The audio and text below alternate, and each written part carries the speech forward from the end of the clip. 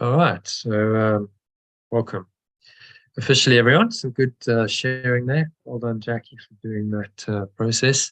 So yeah, just we're going to have a look at today's email.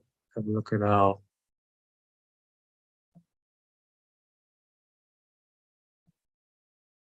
quote for today, and that'll lead us into the lesson, discussing the lesson, practicing the lesson. So just share my screen with you. Where are we?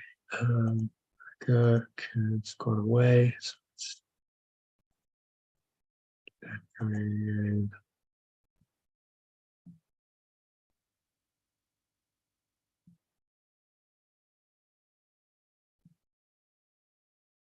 Okay, so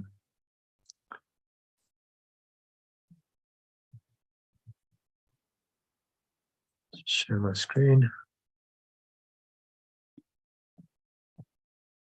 All right, so who wants to read the quote? I can read it. Mm-hmm. For vengeance is an emptiness, and he that seeketh it wasteth himself. Jeffrey, sorry, is that Jeffrey Farmer? Okay. Ability of anger and any related desire for vengeance, right? So it's a waste.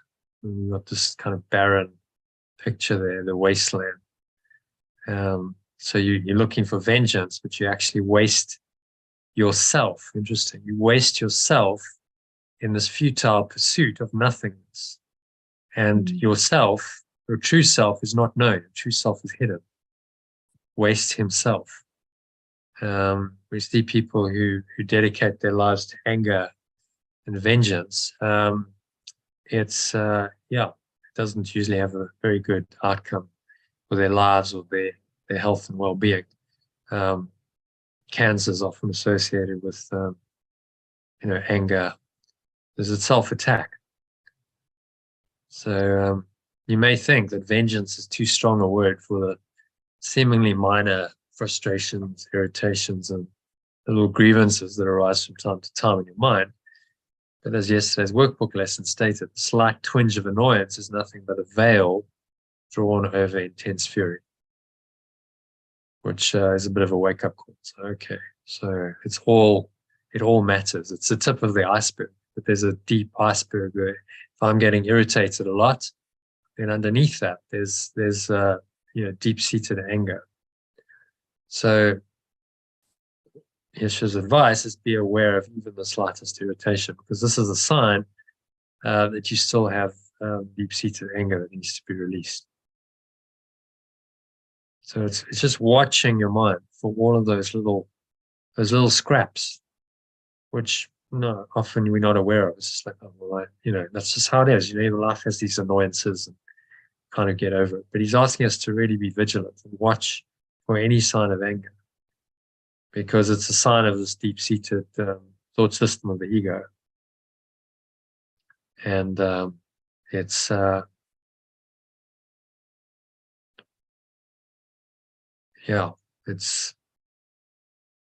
something we have to really be aware of to let go of.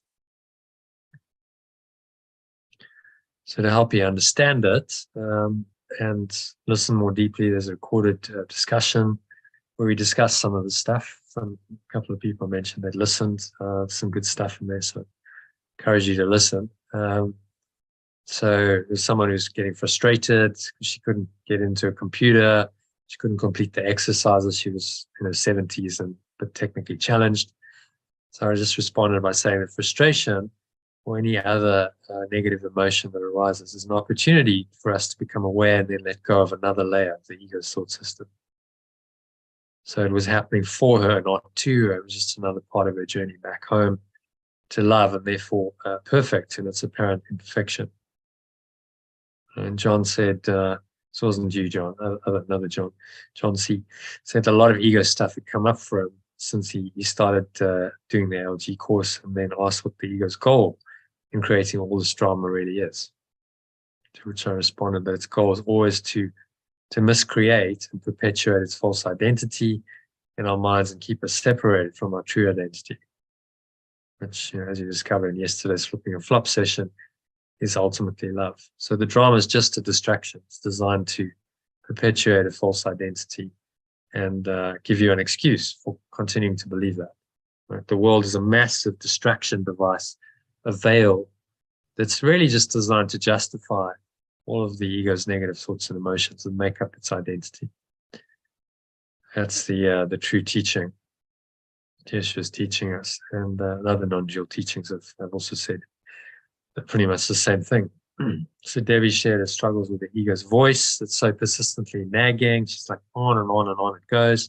So anyone familiar with that? We've all experienced, the ego just doesn't shut up. So you need to be vigilant of thoughts, because when you are, it's very easy for the old egoic programs that are often karmic. So you come in with these from a past lifetime, but then they're triggered to arise in childhood, to start taking control of our thoughts again. So deep-seated patterns, and then we get triggered, and the program runs, and it runs us.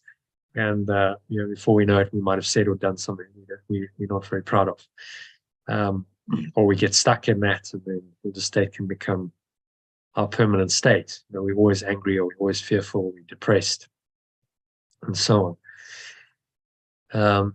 So then I shared a story about, I'd had a family dinner just a couple of nights before, and for some reason, like normally I'm a bit like, okay, just be vigilant. But I think I'd come straight out of a meditation or something, or working, and I went straight to dinner. And so I wasn't really prepared, and then my dad said something, and it just really triggered me, and I was like, okay, enough, and I just walked away.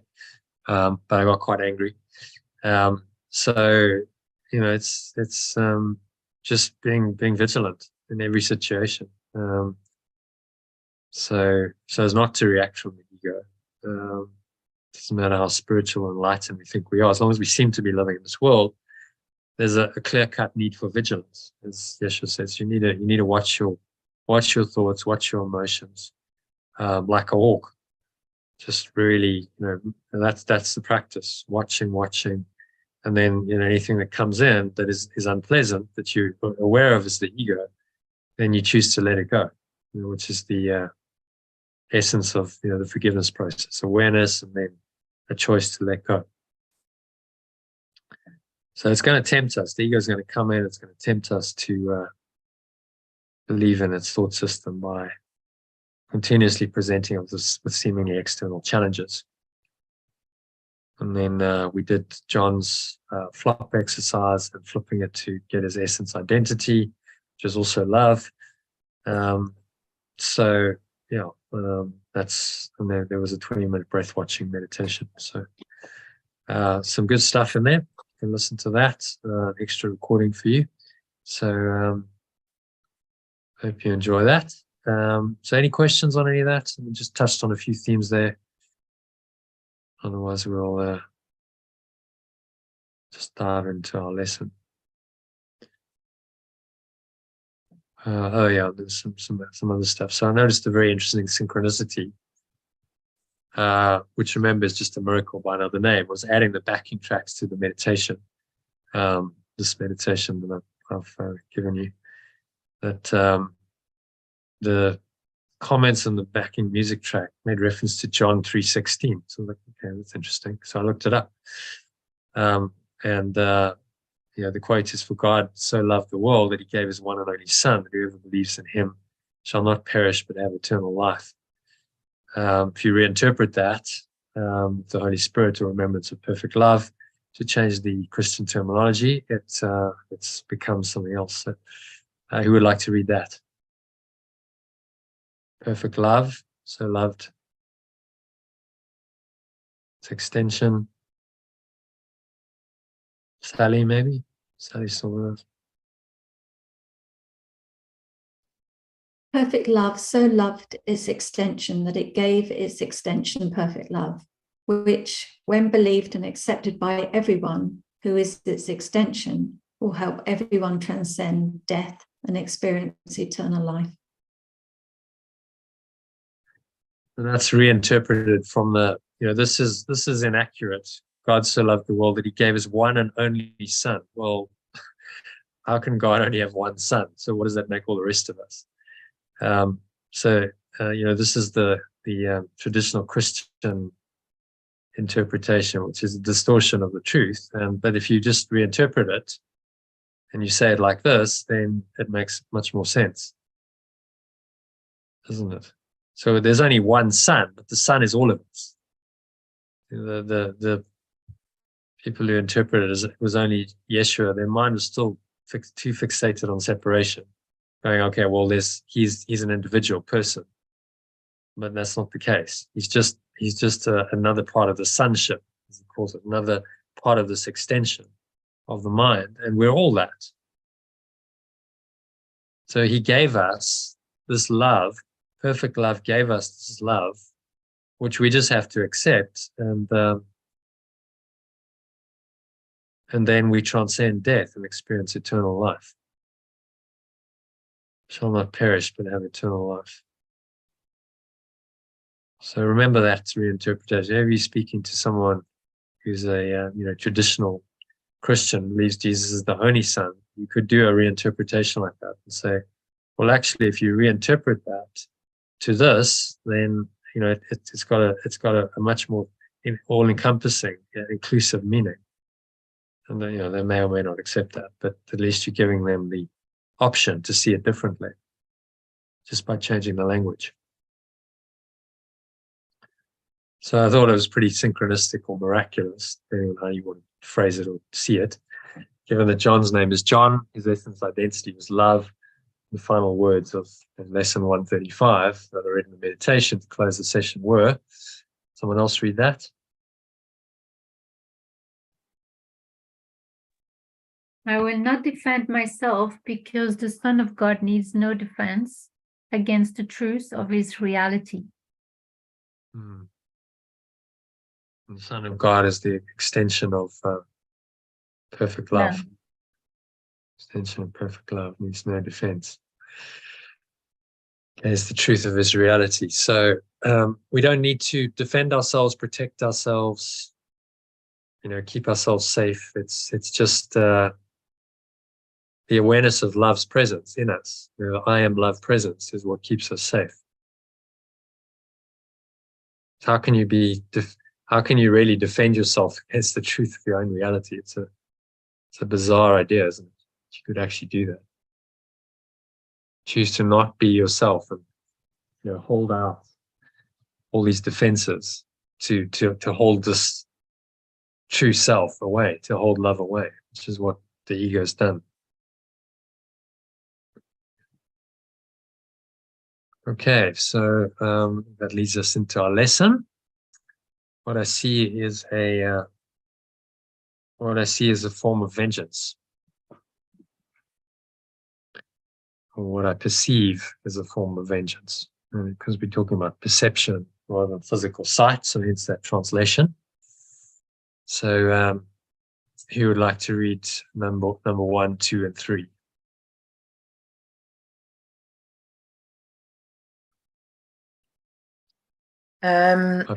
Just from that, you don't want the top bit doing, do you?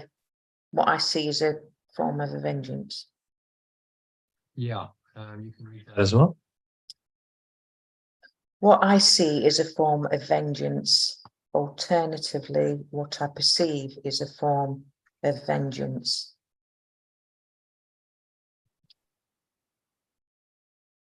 Okay, number 1. By projecting your anger on it, we are blaming and condemning the world.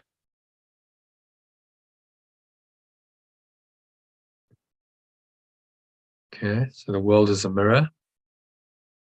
That mirror, the world, is upset with us and wants vengeance on us, which means to see it poised to attack us. Really good diagrams, aren't they? Yeah. Yeah, thank you to Elaine. So let's on the call. What did she? Literally, very big mirror. Yeah, that's a mirror punching you. It's like, wow. Really, sorry. That's Yeah, I was exactly just gonna what say- happened to me. That Yeah, mirror. I was going to send the picture, but I thought, oh, I don't know, because I'm not sure. It's, you know, Yeah. but I know you've got a sense of humor, so you wouldn't have been bothered. Yeah, Yeah, but it is brilliant. I think it It really is. is. Yeah. Yeah. So we look in the mirror and we rage away, and then the mirror punches us back. literally. It's like hitting your head against a brick wall and then blaming the wall. It's like, oh, it's doing it to me. Yeah. But the course is teaching us that it's our own anger projected outwards. It then comes back, Yeah. shown to us in the mirror, and then comes back and, you know, sometimes literally hits us in the nose. So, you know, that's how it works. I don't think I would have been able to laugh at this like months ago or so. Yeah. I don't Yeah. know. Well, it shows A you've few done months some ago. healing. Yeah. Shows you've done some healing. Yeah. So it is. I mean, it's kind of got this sort of bizarre humor, really, the ego. Like how weird is that? You know, this is how it works, and that we've actually believed the story. You know, there we are raging at the world, and then we feel victimized and condemned. But it's our own projection. We're doing it to ourselves. That's bizarre. Why would you do that? When you understand you're doing it to yourself, then the game is over, isn't it? Because the ego's out of business. Can only continue if it makes the mirror real. He says, how can it maintain the trick of its existence except with mirrors? That was in yesterday's text reading, if you recall, which we didn't do, but I sent it out. So if you read it, how can it maintain the trick of its existence except with mirrors? In other words, a projection, perception, mirror effect, that's how it maintains the trick of its existence. So it seems to be real in the mirror, but the mirror is part of the illusion. The external world isn't really there. There is no world. So the projection perception mechanism is completely illusory. It's false. Yeah, that lesson, I was reading it last night actually, and it's so profound. It's really profound. This text, I mean. Yeah, yes it is, yeah. This need not be. Even the love without conflict. Wow, it's so good. Yeah, well, the text is, that's why we do it, because it's very, takes you very deep into the metaphysics and into a deep, deep immersion into this, like integrating into your being, as Jackie said. Okay, so Aurelie, you want to read number 3? Our only option then seems to be. Our only option seems to be to launch a counterattack in our own self-defense. Doing this, however, means that we are once again projecting anger upon the world, which leads to again seeing our anger staring back at us in the form of vengeance, which leads us to defend ourselves through further attack, and on and on and on and on it goes. Yeah. Attack and defense is what it's all about. Yeah, this becomes an increasingly vicious circle until he is willing to change how he sees or she sees. Otherwise, thoughts of attack and counterattack will preoccupy him or her and people, his entire world. And then the diagram again, brilliant. You know, this is in the world.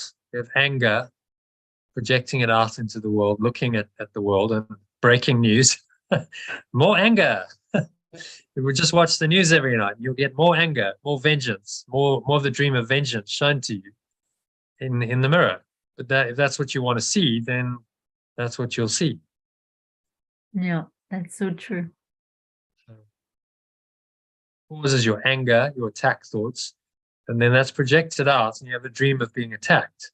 And you watch the news, and oh, this is terrible. You know, there's a war in Ukraine, and there's this happening, and there's this happening, and people are being murdered, and now that all seems real to you. You're caught up in a dream world, the dream of vengeance, based on a false self, based on the past, not forgiving yourself for the apparent sin of separating from love. That all becomes real in this. Because remember, anger and attack are a manifestation of fear. If I fear, then I must get angry and attack, and feel I'm being attacked. And what gives rise to the fear is sin and guilt. Well, I think I'm sinful and guilty, therefore I fear punishment. So now the anger then is the manifestation of the punishment. Now this is coming to punish me and give me my just desserts for the terrible sin of separating from God. And so we have a dream of vengeance. So Which is anger is totally always from fear, you said. Hmm? You said anger is always from fear. Yeah. Yeah, it's all connected. You know, the thought system, if you have a look at the Or is genesis it of it. angry for being guilty of the separation from love? Well, I'm guilty first. Hmm. And I identify a separate self first. I desire first. I want the separation. I want to be a separate self. Then I feel guilty Yeah. because I think I've already pulled it off. So now I'm just sinful and guilty by nature. Mhm. And the ego is telling you there's nothing you can do about it, except to try and project the guilt. So now you will feel false expectation of punishment appearing real, which is going to lead you to project it all out, which is what we did to miscreate this whole physical universe. And we continue projecting it out as accusation, blame, complaint, and attack. So if we attack other people, we think, well, this is now I'm getting rid of my guilt. I don't have to have the guilt. It's someone else's guilt. So they're the guilty ones. I'm off the hook. But actually, it just reinforces guilt. If you keep giving guilt, then, well, you've got lots of it to give, haven't you? So it reinforces the guilt. And then the accusation, blame, and attack must continue because they are a manifestation of the idea of separation, the guilt and the sin, but then a logical consequence of that, and then the fear that arises, and then attack is a consequence of fear. And then the anger just feeds back into guilt because I might do something that's hurtful to someone else, and then I feel guilty. And then off it goes again. The guilt is confirmed. I experience the fear. I try and project it out as attack. And then I'm attacking myself. So I feel more guilty. I feel even more sinful, more afraid, round and around and around. Which is really not a happy way to live one's life at all.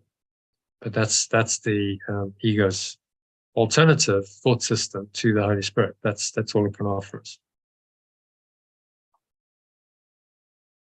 And of course, eternity can shine into all of that and remind you that none of this is true. That shining through all this false awareness lies the truth. Who you really are. And if you've got to let go of your anger to allow that to come in. Your anger blocks that awareness from coming in. Okay, so just some short teaching, and then we'll go into some practice. So who wants to read number 1, paragraph 1, today's idea?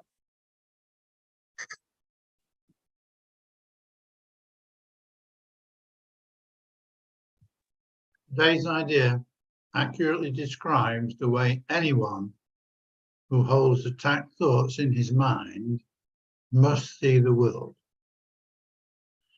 Having projected his anger onto the world, he perceives vengeance about to strike at him.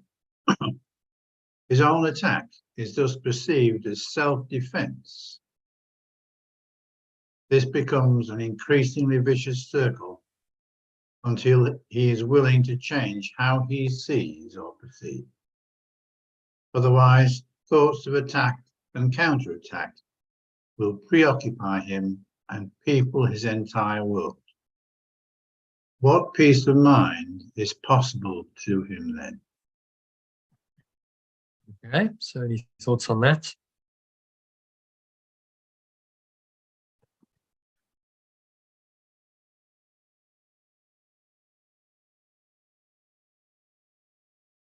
No, I think it sums it up, really.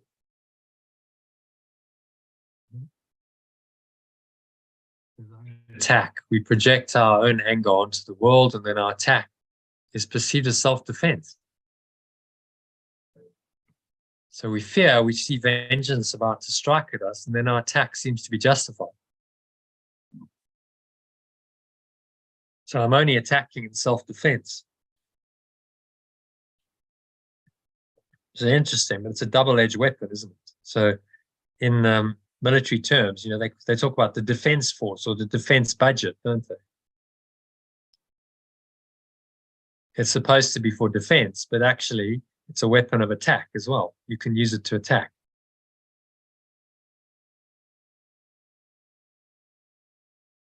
It's a double-edged sword. And the only thing that's not double-edged, as Yesha taught us in the text a while ago, was is the atonement. There's no double edge to it. It's just, it can only bless, it can only heal. There's no attack, defense, there's no duality. So his own attack, our own attack projected onto the world is perceived as self-defense, so therefore seems to be justified. And then we think we've got to defend more by attacking. Increasingly vicious circle. So we keep doing this and get caught up in the cycle of attack and defense. Another point in the course, these are the chains that bind your mind. Steel, attack and defense, defense and attack. And there's no peace of mind possible. And your mind is thinking about defense and attack only. Okay. So if we don't, I was going to if we don't let this go. Sorry, I was going to say there would be no divorce industry if divorce lawyers basically understood that and were prepared to somehow persuade people to implement it. Yeah, and that's so, that's we've talked about assisting people through divorce, something I might do, but how I don't know how you explain that to people who don't have quite a good understanding of A Course in Miracles, but I guess it's a process, isn't it?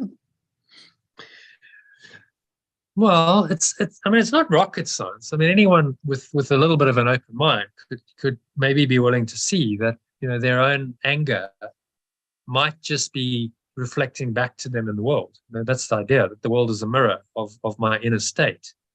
And you have to be, you have to go beyond scientific materialism to get that. But there are, I think, quite a lot of people who are open to that kind of idea. They don't necessarily have to be course students. The world is a mirror, but it's to take it to the level of, okay, but it really is that. It's not just an idea. Actually, this is how it works. So if I'm attacking, then I'm just attacking myself.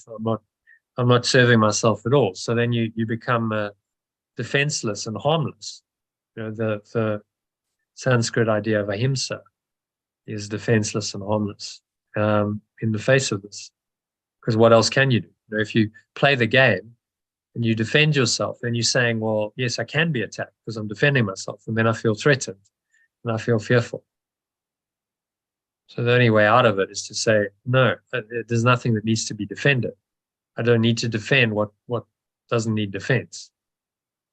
And the body and my life here is really nothing. I'm not attached to that at all.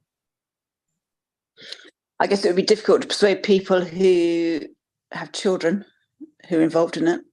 It's one thing for somebody on their own to walk away, but somebody with young children, that's much more challenging, isn't it? When you're fighting for resources, homes and things like that.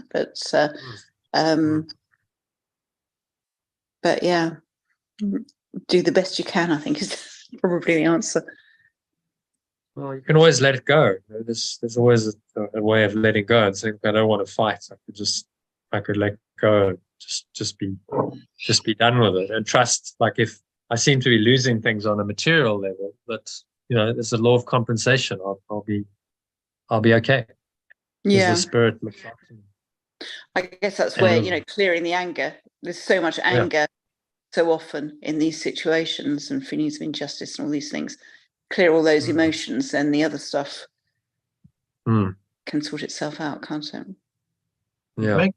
Makes me think of the situation in Northern Ireland over the 30 years of the Troubles, when the two of the main protagonists, Ian Paisley and Martin McGuinness, were constantly throwing attacks at each other.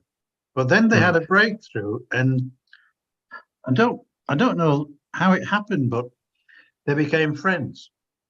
Right. That changed it. Yeah, they gave up, and they gave up on the attack, and actually did become close friends. Mm. Interesting. Yeah. So there was a healing there. And then that Yes, led to the peace, did it? yeah, To the it was a big part resolution. of it. A big Yeah. part of it. Yeah. You know, just I just how two people, okay, they were leaders of their communities, but just how two people changing their minds changed the whole situation for the whole of Ireland. Well, you know, Yeah. of Ireland. Well, I mean, similar in South Africa. Very Yeah. you know, when it all happened, early 1990s, there were two men on either side who were able to overcome anger and resentment and say, we need to find peace because a war doesn't solve anything. War is disastrous for all of us. Nelson Mandela, and then on the other side is F.W. de Klerk, who you know felt he had a calling from God to lead his people out of out of this difficulty and find a way to to forward in peacefully. And so he was willing to let go. So it's from this savage. Do you want to read the next one? And Karen's just joined us. Hey Karen, how are you? Welcome. We're just finishing off the lesson, so we're about to do a meditation. If you wanted to join us for that, it'd be a nice preparation for our session. Actually, she's just connecting to audio. So John, do you want to read? Yeah, it is from this savage fantasy that you want to escape. Is it not joyous news to hear that it is not real? Is it not a happy discovery to find that you can escape? You made what you would destroy, everything that you hate and would attack and kill. All that you fear does not exist. Pretty profound, isn't it? From the savage fantasy. Is not a happy discovery to find that you can escape.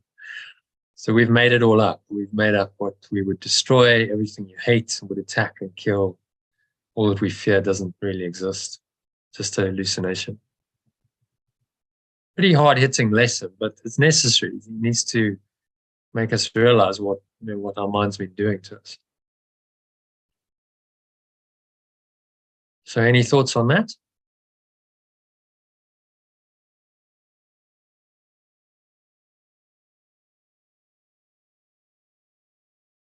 Otherwise, we can just go into a meditation on it.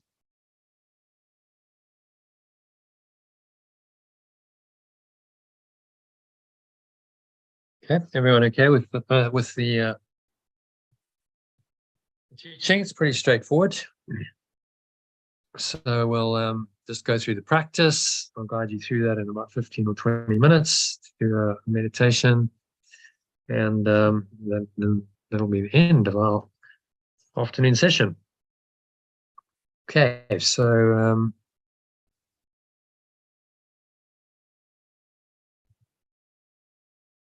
just making yourselves comfortable, sitting feet shoulder width apart, back straight, cup your hands in your lap, close your eyes, and start off by taking a nice deep breath in through the nose.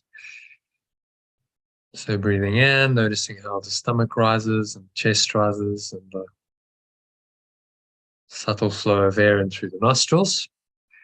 Clench the sphincter muscle to lock the energy in. Feel this warm wave of energy rising up from the base of your spine up into your heart center.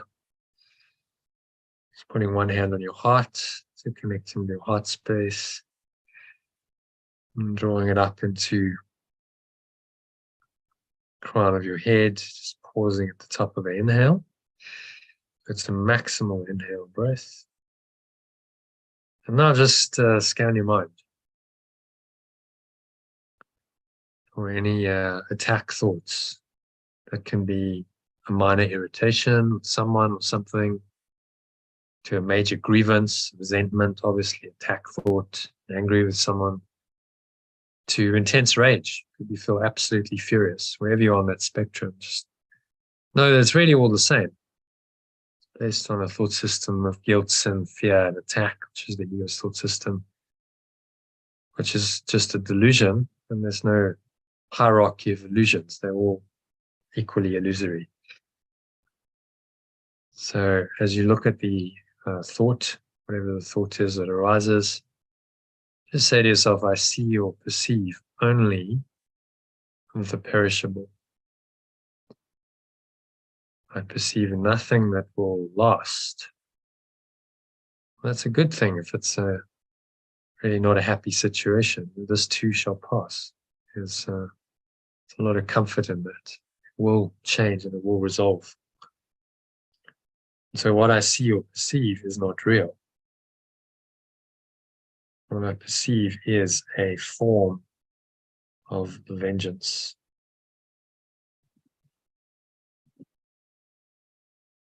I'll just let that kind of sit in your energy. So the entire world that you see, and all the hatred and the anger and the fear and the attack and all the threats that you perceive in the world or have perceived, it's all illusory.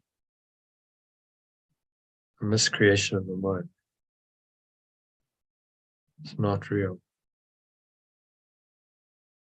So just exhale and now blow all of this out. A sense of letting it go, like a black smoke, or anger is often associated with red, so maybe a dark reddish kind of thick smoke leaving you. Just visualize whatever works for you. Just letting it go, blowing it away with the breeze of your breath. So the nothingness that it really is, it's going, gone. Pull the lower stomach into the spine, expel the last remaining air out. And you just rest here. A few moments in this peace and stillness.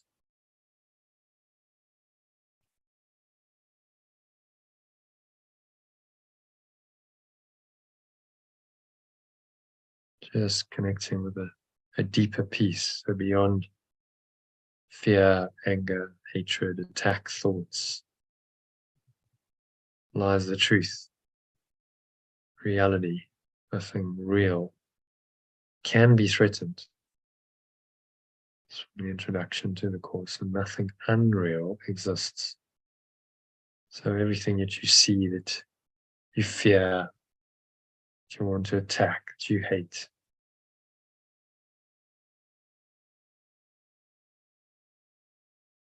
is non-existent, has no fundamental existence. So just let that realization permeate into your mind, to your being. Just let it drop in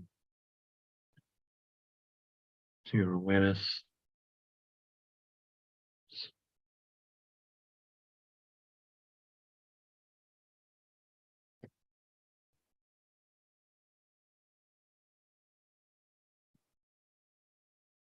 Nowhere else to go, nothing else to do, nothing else to think about.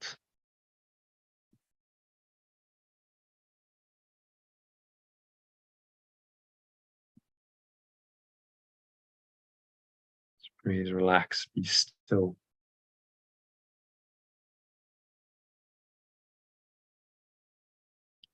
And surrender into the state of mind beyond the illusion of attack and defense. Into the love that's always there.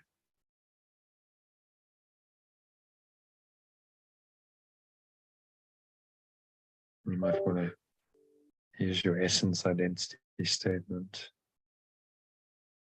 now and say, I am love.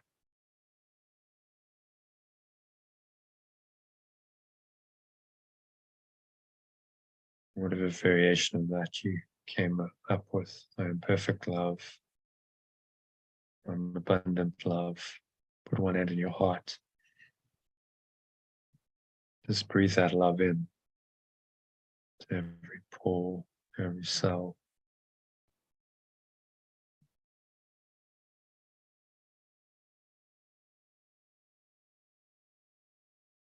every muscle, every part of your mind, every fiber of your being.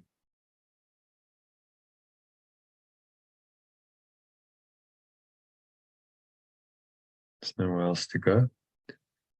There's nothing else to do. There's nothing else to think about.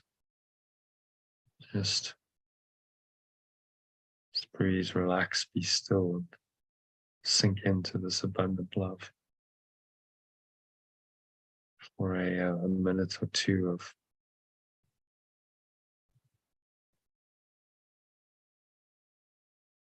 deep silence.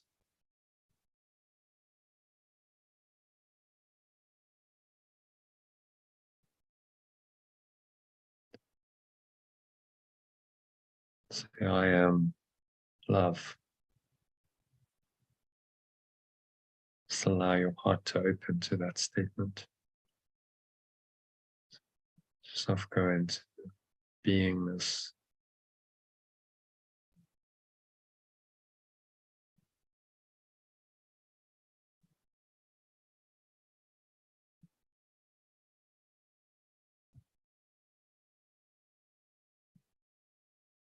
Couple of minutes of deep silence, just stay there. The state of mind beyond attack thoughts, beyond the need to attack or defend. Just recognizing that you cannot really defend your true self.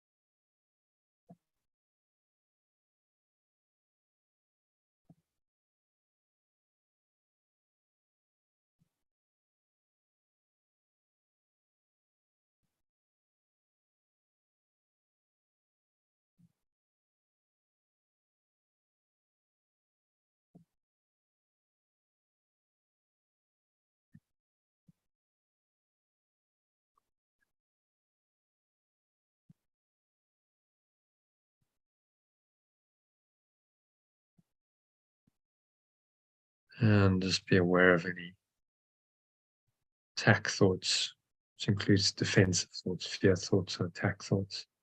Any anxiety, any impulse to attack anyone, if it's in seeming self-defense. Just breathe in, create some space, some light, some awareness around that. You can imagine breathing in light if you visualize golden or white light into wherever that sits in your body. Maybe it's sitting as a knot in your stomach, block in your chest. Just breathe this light in and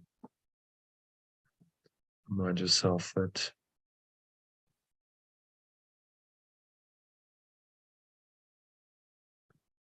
what I see is only perishable. I perceive only the perishable. I perceive nothing that will last.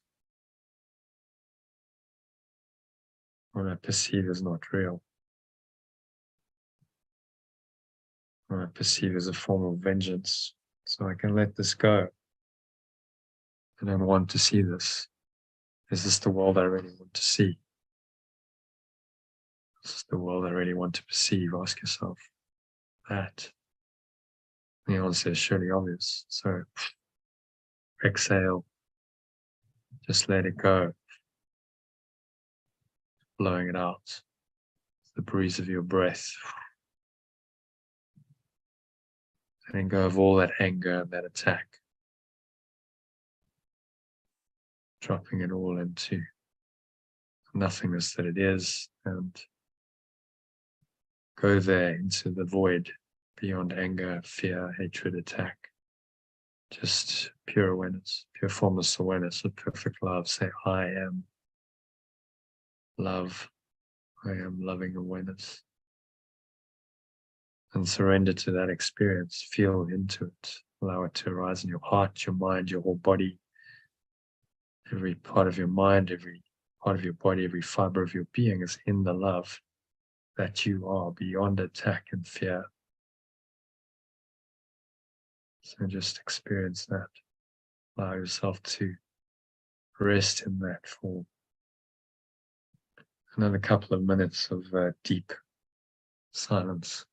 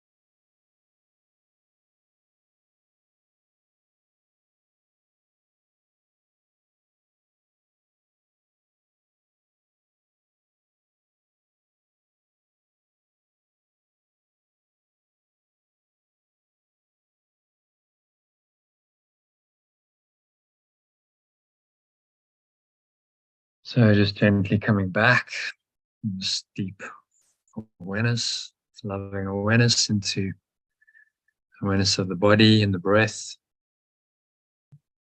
the senses and the world. And on the count of 3, you know, open your eyes. So 1, just breathing in. Nice deep breath in again into your heart. Feel the nice warm glow in your heart. Energy rising up the spine, into your heart, into the crown of your head. Just observe all those sensations of the body and of the breath. Another sip of air and pause at the top of the inhale. Scan your mind again. Search out any attack thought, which includes any fear, anxiety, anger towards anyone, feeling attacked or attacking, it's all the same thing. Just notice any of that and remind yourself that none of this is true. I perceive only the perishable, perceive nothing that will last. What I perceive is not real. or perceive as just a form of vengeance. And then exhale, blow it away again, it's the breeze of your breath, letting it go into the nothingness that it really is. It's going, gone.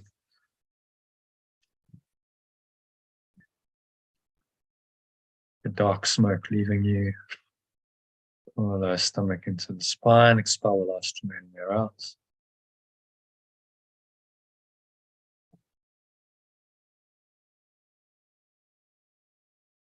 And you just rest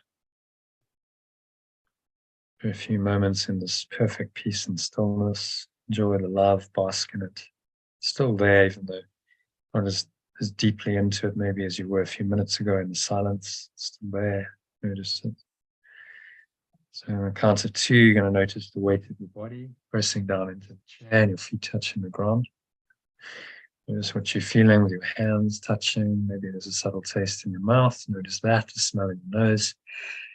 As you breathe in, notice that. Notice what you're hearing in the surrounding environment. Just noticing all these things from this very still, calm, and surrendered state of mind. Only just being aware whatever's going on, is being vigilant of your thoughts. This awareness starts to shine through and you realize actually what is always there is this awareness, the watcher, the witness, pure formless awareness of perfect love. It's one awareness that is who you are. There's nothing else. The anger, the fear, the hatred, the attack, all of it is false ideas, false thoughts, a false thought system projected out, made seemingly real, believed in, that enslaves you, but it doesn't have to be that way. Yesterday's text reading said, this need not be. This doesn't have to be the case. You can let it go.